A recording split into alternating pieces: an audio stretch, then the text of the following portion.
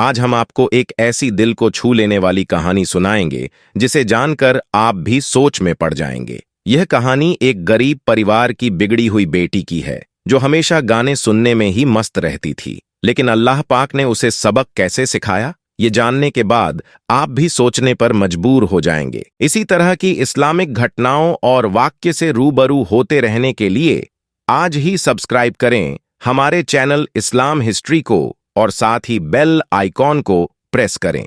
किसी गांव में एक आलिम साहब थे जिनका नाम अजल कलाम था। वह अपनी पत्नी फिजा के साथ रहते थे। बड़ी दुआओं के बाद अल्लाह पाक ने उन्हें एक प्यारी बेटी अता की। अज्जल कलाम अपनी बेटी के लिए गहरी मोहब्बत रखते थे। उन्होंने अपनी बेटी को बहुत प्यार और ममता से पाला। उनकी बेटी का नाम सना था, जो बचपन से ही बहुत सुंदर थी। जब भी वह मीठी मीठी बातें करती तो अज्जल कलाम और फिजा अपनी बेटी की इन बातों से बेहद खुश होते। समय बीतता गया और उनकी बेटी बड़ी होने लगी। एक दिन अज्जल कलाम नमाज पढ़कर घर लौटे और देखा कि उनकी बेटी ने बहुत सारा मेकअप किया हुआ है। यह देखकर अज्जल कलाम को बहुत गुस्सा आया। उन्होंने अपनी पत्नी से कहा, ए अल्लाह की बंदी, अपनी बेटी को समझाओ, ये क्या हरकतें शुरू कर दी हैं। इकलौती बेटी होने का यह मतलब नहीं कि वह इस तरह के गंदे काम करे। तुम उसे पर्दे की नसीहत दो और यह फैशन करके बाहर घूमने की बजाय पर्दा किया करें। अजल कलाम की पत्नी को इस पर बहुत गुस्सा आया कि उनके पति ने उनकी प्यारी बेटी को डांट दिया।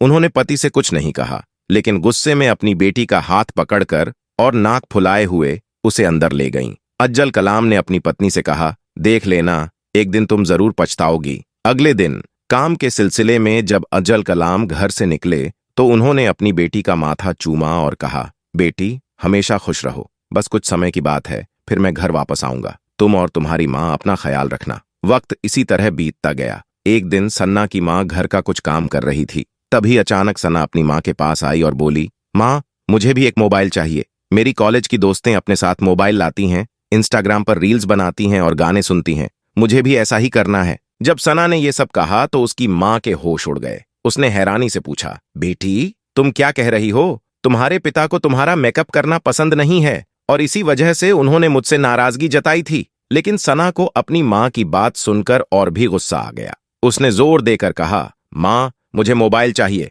अगर मुझे मोबाइल नहीं मिला तो मैं न तो कुछ खाऊंगी, न पीऊंगी, न घर का काम करूंगी और न ही कॉलेज जाऊंगी। चाहे जो कर लो, लेकिन मुझे मोबाइल हर हाल में चाहिए। इतना कहकर वह रोने लगी। उसकी माँ को अपनी बेटी की हालत पर तरस आया। क्योंकि उनके पास कोई और औलाद नहीं थी, सना उनकी इकलौती बेटी थी। सना की माँ उसके पास गई और बोली, बेटा अल्लाह का वास्ता है, खाना खा लो, तुम्हारी तबीयत खराब हो जाएगी। मैं हार मानती हूँ, मैं तुम्हें मोबाइल दिला दूंगी। हम आज ही मोबाइल लेकर आएंगे। ये सुनकर सना के चेहरे पर खुशी की चमक आ गई। फिर माँ और बेटी बाजार गईं और सना की माँ ने उसे नया मोबाइल खरीद दिया। सना बहुत खुश थी क्योंकि उसकी बड़ी ख्वाहिश पूरी हो गई थी। उसके पिता कभी भी उसे मोबाइल नहीं दिलाते, लेकिन उसकी माँ उसकी जिद के सामने हार गई थी। घर लौटने पर सन्ना ने मोबाइल को डब्बे से निकाला। उसकी माँ खुशी खुशी बोली, बेटा मुझे भी दिखाओ कि यह कैसा होता है। लेकिन सना ने तुरंत कहा, माँ जाओ और अपने काम करो।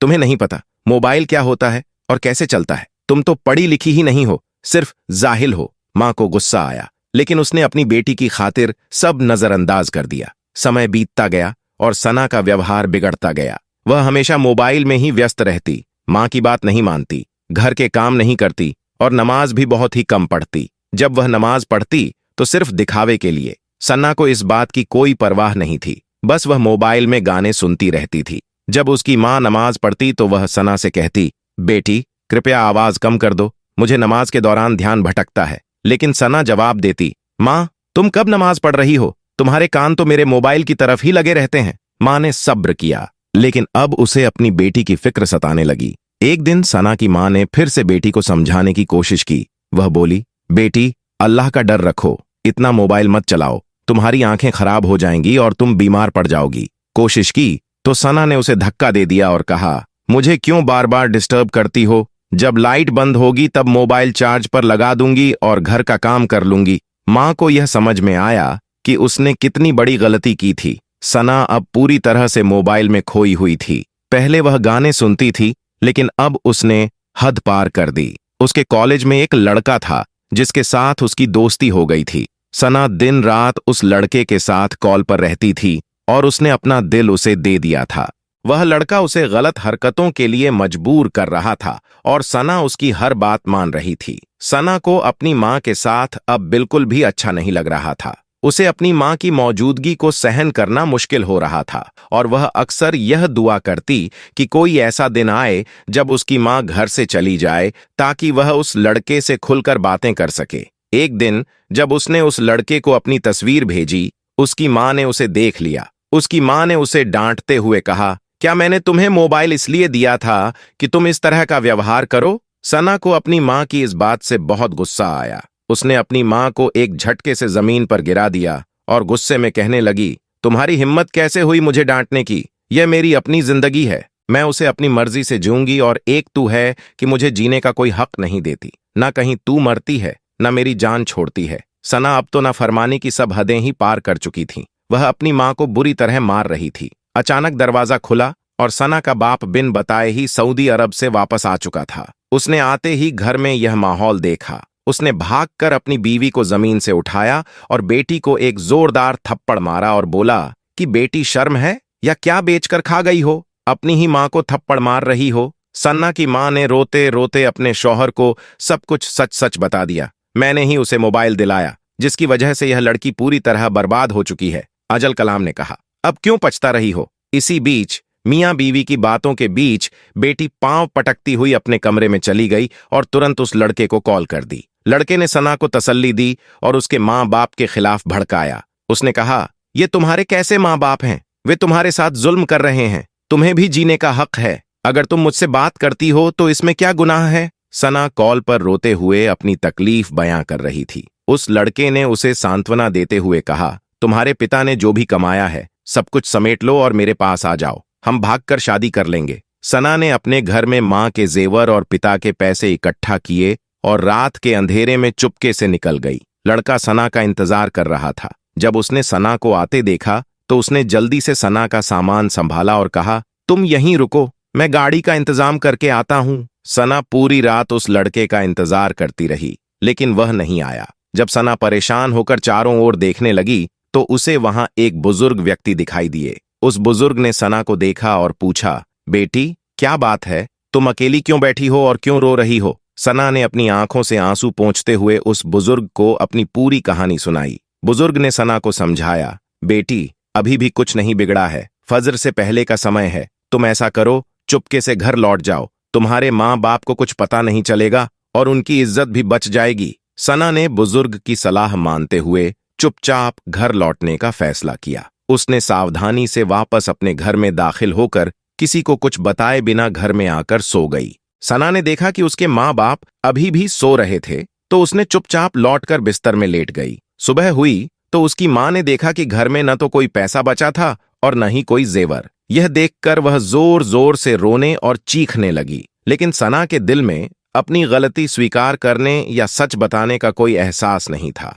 उसकी हरकतें पहले की तरह ही जारी रहीं। फिर एक दिन सना को उस लड़के का फोन आया। उसने कहा, सना मुझे कुछ पैसों की जरूरत है। अगर तुम मुझे पैसे नहीं भेजोगी तो मैं तुम्हारी भेजी हुई तस्वीर लोगों को दिखा दूंगा और तुम्हारे पिता को भी दिखाऊंगा। इससे तुम्हारे पिता की इज्जत भी मिट जाएगी। अगर तुम्हें अपनी इज्जत प्यारी है तो पैसे भेज दो। लेकिन सन्ना ने पहले ही अपने पिता का सारा पैसा बर्बाद कर दिया था और उसके पास अब पैसे भेजने की कोई संभावना नहीं थी। सना के पास अब पैसे भेजने के लिए कुछ नहीं बचा था। लड़के ने भी सारी हदें पार कर दीं और सना की तस्वीरें उसके रिश्तेदारों और दोस्तों में साझा कर दीं। जब सना के पिता ने ये तस्वीरें देखीं और लोगों ने उस पर तरह तरह की बातें कीं तो वह बर्दाश्त नहीं कर सका और सदमे से चल बसा। लेकिन सना पर इस सब का कोई असर नहीं पड़ा। न तो उसने अपने की पर पछताया और न ही सुधार की कोई कोशिश की। उसकी हरकतें जस की तस रहीं। सना क्लब जाने लगी और रात को देर से घर लौटने लगी।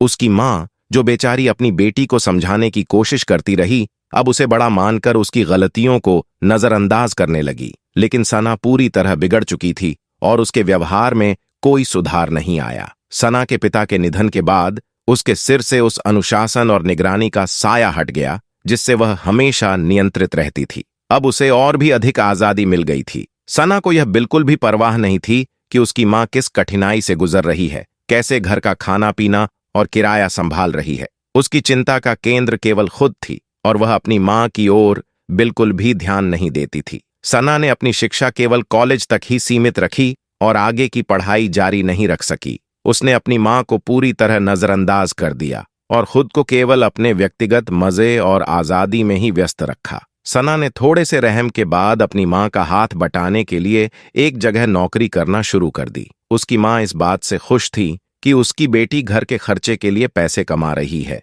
जिससे उसकी चिंता कम हो गई थी। हालांकि उसे इस बात की बहुत अधिक चिंता थी कि 19 साल की सना अक्सर रात भर बाहर रहती थी। उसका मोबाइल फोन भी बंद रहता था और वह अपनी मां को यह बहाना देती थी कि काम की अधिकता के कारण उसका फोन बंद हो गया है। सना की मां को उसकी इस झूठ से बहुत चिढ़ और चिंता हुई। उसने तय किया कि वह किसी तरह अपनी बेटी पर निगरानी रखे ताकि वह पहले जैसी गलती दोबारा न करे। सना की मां अब और भी परेशान रहने लगी थी और अपनी बेटी की हरकतों पर ध्यान देने लगी। इसलिए सना की मां ने घर के बाहर एक सीसीटीवी कैमरा लगवा दिया। वह रोजाना सुबह उठकर वीडियो चेक करती कि उसकी बेटी रात को कितने बजे घर आई थी। सना अपनी मां की इस हरकत से बेहद परेशान और गुस्से में थी। उसने अपनी मां से झगड़ना शुरू कर दिया और कहा कि उसकी मां अपनी बेटी पर शक कर रही है, जो उचित नहीं है। बावजूद इसके सना की मां ने कैमरा लगाए रखा और हर दिन यही चेक करती रही कि सना कितनी देर से घर लौट रही है।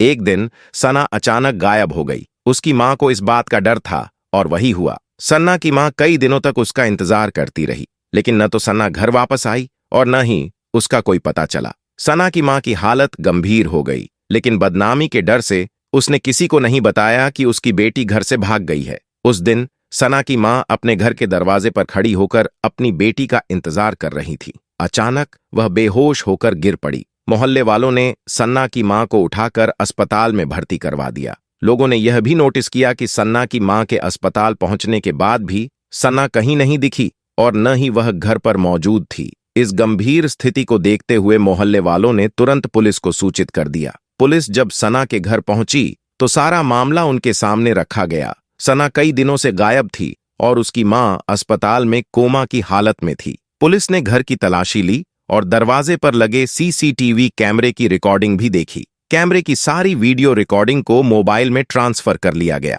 रिकॉर्डिंग की जांच की गई, लेकिन इससे कोई खास जानकारी नहीं मिली। जब पुलिस की टीम ने जंगल की ओर जांच शुरू की तो उन्होंने सना को झाड़ियों में बेहोश पड़ी हुई पाया। पुलिस की टीम जल्दी से उसे अस्पताल ले गई, लेकिन वह कुछ ही देर में तड़प तड़प के इस दुनिया से रुखसत हो गई, क्योंकि डॉक्टर ने बताया कि इसके साथ 3 दिनों से जंगली जानवर उसके जिस्म को नोच रहे थे और इसके प्राइवेट पार्ट के साथ जानवरों ने बहुत घिनौना काम किया था, जिसके कारण इसकी हालत मौत से भी बदतर हो गया था। और उसकी मां अभी भी कोमे में थी। वह बेहोश थी। उसकी मां को पता भी नहीं था कि उसकी नाफरमान औलाद इस दुनिया से रुखसत हो चुकी है। अब मोहल्ले वालों ने सना के कफन दफन का बंदोबस्त करना था, क्योंकि सना की मैयत बिल्कुल लावारिस पड़ी हुई थी। सना का बाप नहीं था और उसकी मां बेहोश थी, इसलिए मोहल्ले वालों की जिम्मेदारी बन गई कि वे उसके कफन दफन का प्रबंध करें। मोहल्ले की औरतों ने सना को गुस्ल देने की शुरुआत की, लेकिन गुस्ल करते समय सना के शरीर से अजीब और तीखी बदबू आने लगी। गुस्ल देने वाली औरतें तौबा तौबा करती हुई गुस्ल दे रही थीं। जब वे बाहर आईं और वहां खड़े पुरुषों से कहा कि सना की लाश से बहुत बुरी बदबू आ रही है, तो उन्होंने अनुरोध किया कि उसे गुस्ल के बिना ही दफन कर दिया जाए, क्योंकि बदबू इतनी ज्यादा थी कि कोई भी इंसान वहां खड़ा नहीं रह सकता था। मोहल्ले के पुरुषों ने उन औरतों को समझाया कि यह उनका काम है और सन्ना जैसी भी थी, उसकी इज्जत के साथ दफन किया जाना चाहिए। मोहल्ले के पुरुषों ने उन महिलाओं को समझाया, तुम्हारा फर्ज बनता है कि उसे गुस्ल दो। वह एक मुसलमान लड़की थी। भले ही उसने अपने जीवन में बहुत से गुनाह किए और अपने माँ बाप को दुखी किया, लेकिन हम इस मामले में गुनाह नहीं कर सकते। अगर हम उसे बिना गुस्ल के दफन कर देंगे तो कयामत के दिन अल्लाह हमें भी जवाबदेह ठहराएगा। हमें इस काम को सही तरीके से अंजाम देना है। उसकी माँ बेहोश है और हम मुसलमान हैं। यह हमारा कर्तव्य है कि हम उसके कफन दफन की सही इंतजाम करें। अगर हमें इस स्थिति से निपटना है तो थोड़ी सी हिम्मत दिखाओ, मुंह पर कपड़ा रखकर गुस्ल दो।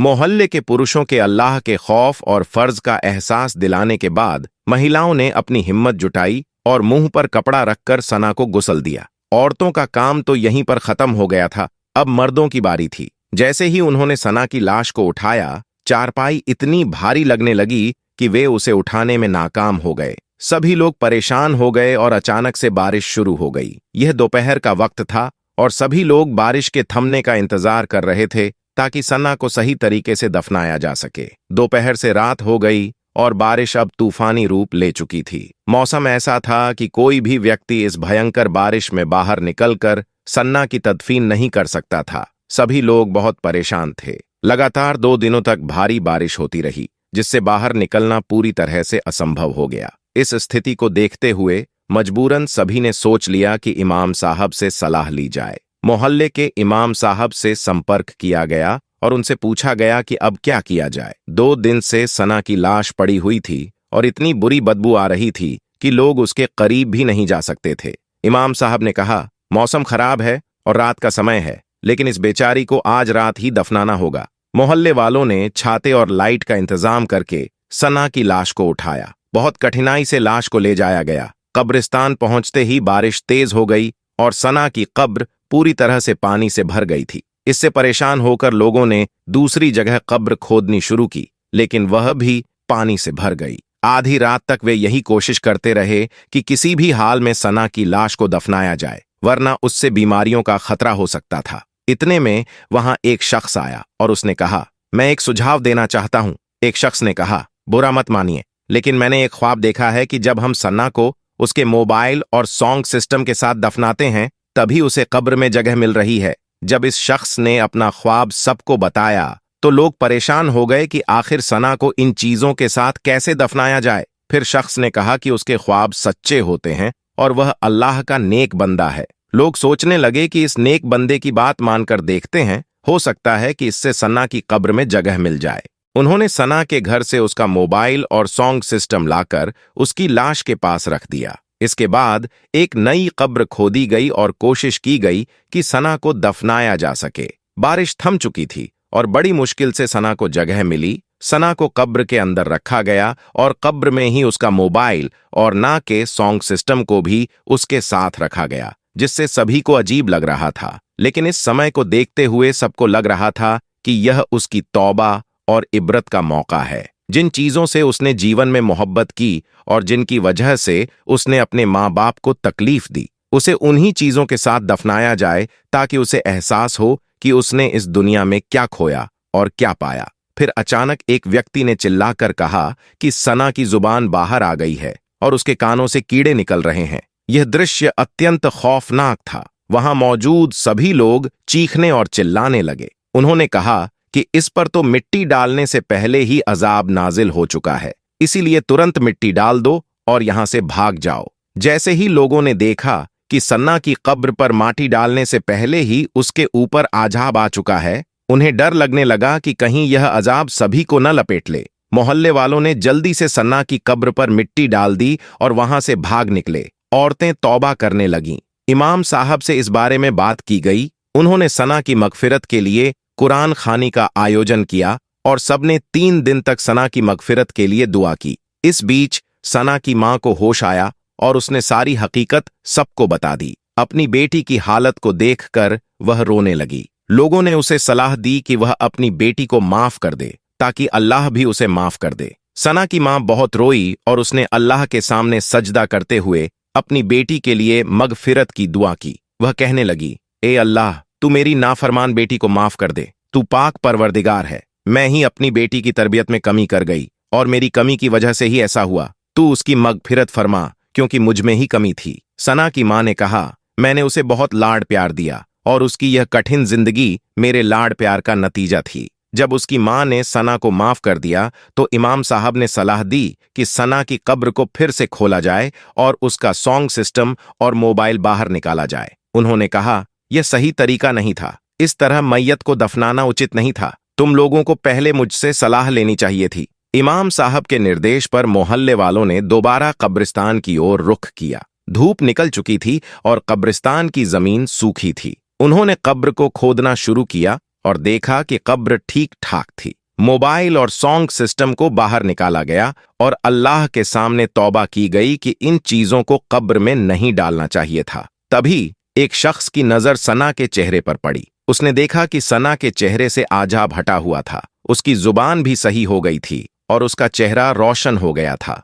अब उसकी कब्र से खुशबू भी आ रही थी। वापस आकर लोगों ने इमाम साहब को यह स्थिति बताई। इमाम साहब ने कहा, यह उसकी माँ की दुआ थी जो कबूल हो गई। माँ की दुआ को जन्नत की हवा इसलिए कहा जाता है क्योंकि जब यह औलाद को लगती है तो जन्नत की हवा की तरह असर करती है। सना को उसकी माँ की दुआ लग चुकी थी। मोहल्ले वालों ने फिर से कुरान ख्वानी की और सना की मगफिरत के लिए दुआ की। सबने अल्लाह से माफी मांगी कि कब्र में मोबाइल और सॉन्ग सिस्टम डालना एक गलती थी। उन्हें एहसास हो गया था कि उन्होंने सना की कब्र और उसकी लाश की बेइज्जती करके बड़ा गुनाह किया था। इस गलती को समझते हुए उन्होंने अल्लाह से माफी मांगी। कुछ दिन बाद सना की मां को एक ख्वाब आया जिसमें सना बहुत खुश और शांत दिख रही थी। उसने अपनी मां से कहा, मां, मैं जानती हूं कि मैंने तुम्हारे और अब्बा के साथ बहुत बुरा व्यवहार किया। मैंने तुम्हें बहुत तकलीफ दी और मुझे इसकी बहुत बड़ी सजा मिली। लेकिन जब से तुमने मेरे लिए दुआ करनी शुरू की, अल्लाह ने मुझसे अजाब हटा लिया।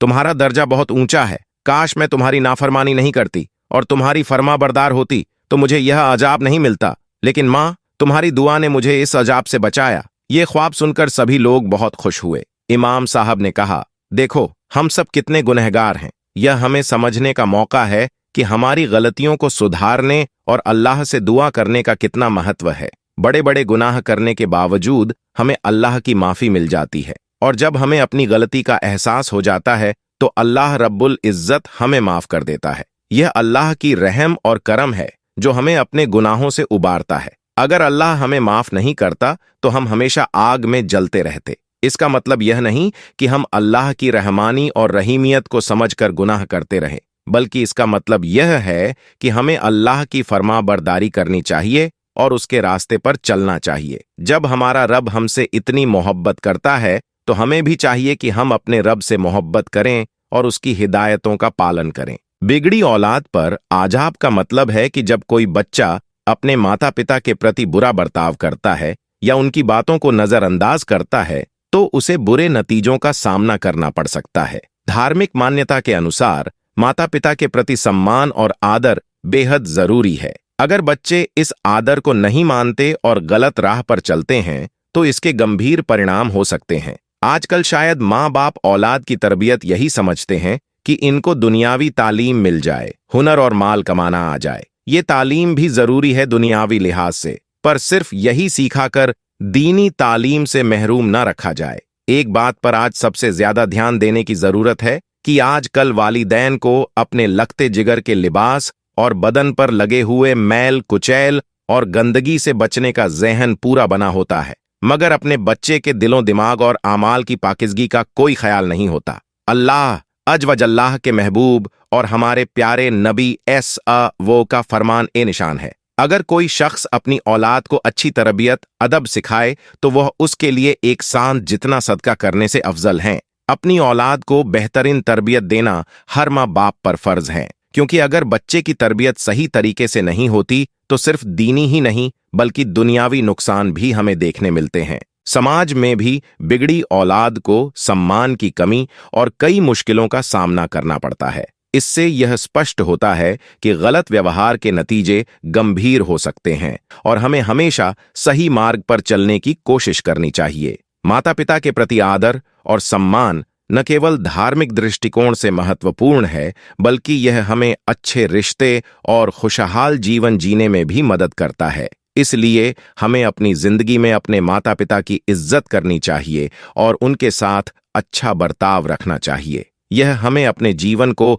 सही दिशा में ले जाने और खुश रहने में मदद करता है। दोस्तों, आशा है कि आज की वीडियो से आपने बहुत कुछ सीखा होगा। कृपया इस वीडियो को अपने परिवार और दोस्तों के साथ शेयर करें, चैनल को सब्सक्राइब करें और कमेंट में अल्लाहू अकबर जरूर लिखें। आपका धन्यवाद।